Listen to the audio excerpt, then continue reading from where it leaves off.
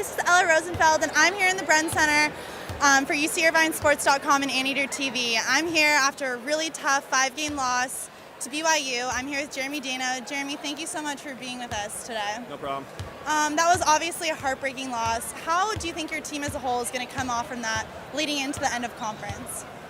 There's still a lot of matches left, and most of them being played at UCI. And although we lost that match, I think that the crowd turnout was nice, and I think it's nice to see that for them to see us play in an intense environment like that. So I'm hoping that we can get some support from them in the upcoming matches. And then we have 3 road games, so there's still a lot left, and we have our eye on the end result. So It's definitely a gut check for us, but we're gonna have to come back, and I think we'll be fine in the end. Yeah, and just in terms of the crowd, it was obviously really noticeable how crazy the crowd got at different parts of the game, and it was super hot and cold with just the UCI fans and the BYU fans. How do you think that affected the game throughout? I think it really followed the momentum, because when we were winning, when we were on a roll, our fans were doing awesome. They were cheering loud. I think that's the first time I've ever seen the wave started in the Bren, which was awesome. But at the same time, BYU comes out, they get momentum, and their fans are going nuts too. And it's tough because you go to BYU and they have 6,000 fans, and it's tough to play there. And then you come to your own gym and they bring 1,000 fans regardless. So wherever they go, they have a good following. So it's almost like they're bringing their home court advantage everywhere, so they can really ride on the momentum. Yeah. And the last time you guys played BYU, it undoubtedly wasn't as good of a game as this game. How do you think you guys prepared after that game was over within this 11-game winning streak up until this game to kind of prepare for that game? Wednesday against Cal Bap, we did not play well at all. We went to 5 with them, and it was brutal. Did we go to 5? Yeah, we went to 5. There we go. It was brutal, obviously. Obviously it was brutal because I just put it out of memory.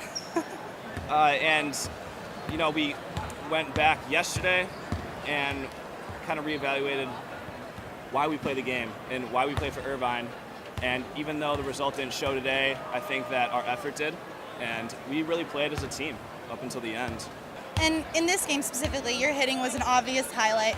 Throughout the game, start to finish, how did you kind of change up your shots to make it work? This year I'm just trying to be more consistent.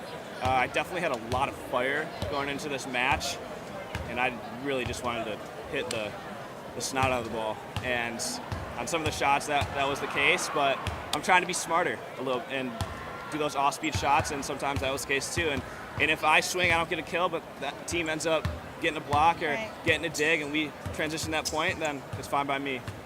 And something we haven't seen really before this season, your serving, especially in games 3 and 4, was definitely something that's really changed the momentum of the game. What do you think about when you go back to the serving line?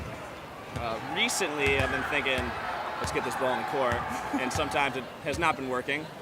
But when I got on that serving run, I felt good, and it's been one of a few times this season that I've actually felt loose and free to actually go after it. And it still carried on into every other serve I had after that run. And I'm hoping that will carry on into the next match and the next match so I can keep that roll going.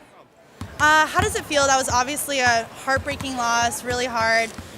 What do you think you guys are going to do as a team to kind of come off from that and go into the rest of conference? We're definitely going to keep it up. I mean, we've been on such a long streak. I think we kind of got lulled in a little bit, lulled ourselves to sleep, and it happens. I mean, it's never a good thing to happen, and I think that a loss will kind of fire us up a little bit, and we'll come out strong and we'll practice. We have a couple tough matches coming up. We play Long Beach away and Pepperdine away.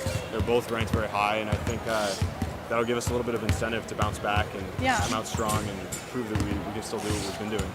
And just skill-wise, I mean, you guys have obviously been working really hard after the first time you played BYU going into this game. What do you guys think you're going to keep working on or change following this game throughout the rest of conference? I don't want to give away our game plan, but I think we blocked them pretty well, and I think they know that.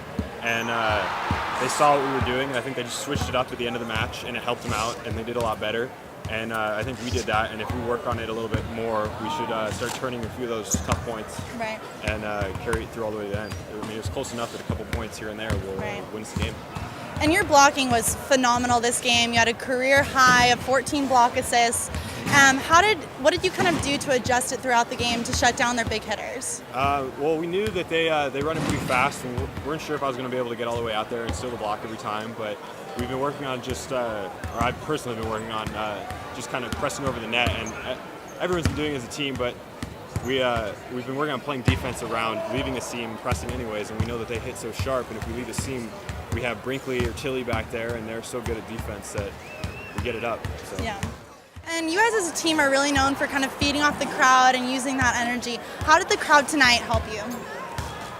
It definitely kept the energy high. I mean, we've definitely had some struggles here and there with keeping the energy high. And I mean, even though we play fairly consistent, we let some streaks go here and there. And I think we knew BYU was going to do that, but they're a good team and they're going to do that even if our energy's up. So it helped us stay steady, and we didn't lose as many as we thought we would. And this is Ella reporting to you from the Bren Center for UCIrvinesports.com and Anteater TV. It was a really tough loss, but we hope better for next time. Be sure to come to the Bren Center on March 28th at 7 p.m. to watch UC Irvine take on UC San Diego. Thanks.